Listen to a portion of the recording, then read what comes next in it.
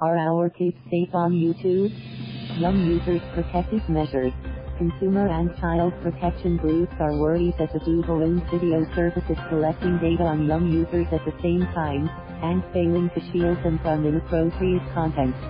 These organizations argue that Google needs to make big changes, including cutting all child-directed videos in its separate YouTube feed to comply with laws in the United States and elsewhere.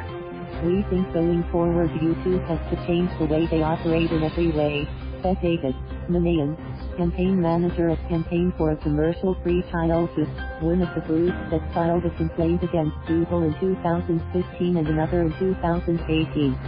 Their business model is to get kids on YouTube as long as possible to collect their data, target them with ads in many cases, exposing them to inappropriate content.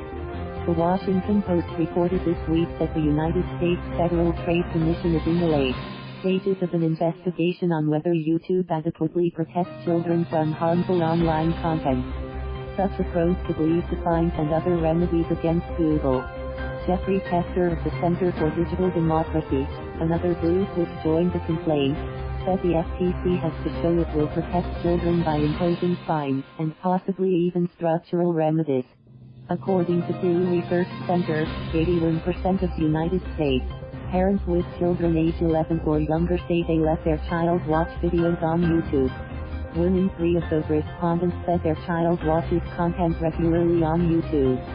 Google contends that the main YouTube site is off limits to users under age 13, who are encouraged to use its TrueCast. But critics say this policy is not adequately enforced, and children can easily use someone else's account to access the main site. The question of child protection is among several challenges facing YouTube and other online services as they seek to remain open platforms while reining in harmful content that includes violence, hate speech or unlawful activity. The Wall Street Journal reported that YouTube was considering moving all children's content off the main service into YouTube Kids, to better monitor access for young users and verify parental consent. The Washington Post said however that Google was unlikely to accept that remedy, which is harder to monetize. Queried by AFP, Google declined to comment on any regulatory pros. As for content changes, a spokesperson said, "We consider lots of ideas for improving YouTube and some remain just that ideas. Others, we develop and launch, like our restrictions to minors live streaming or updated hate speech policy." Senator Ed Markey says he plans to introduce legislation that will combat online design features that coerce children and create bad habits for anything that manipulates them. The Democratic lawmaker said on Twitter that the FTC investigation into YouTube is long overdue, adding, "It is no secret that kids flock to YouTube every day, but the company has yet to take the necessary steps to protect its youngest users."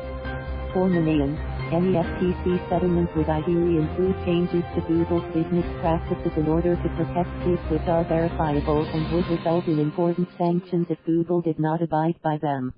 Kids don't have the ability to discern that someone is being paid to persuade them to buy something, he said. 23 organizations signed a complaint to the FTC last year arguing that YouTube offers many programs designed and promoted for children that lack adequate safeguards. Thank you for watching. Please subscribe.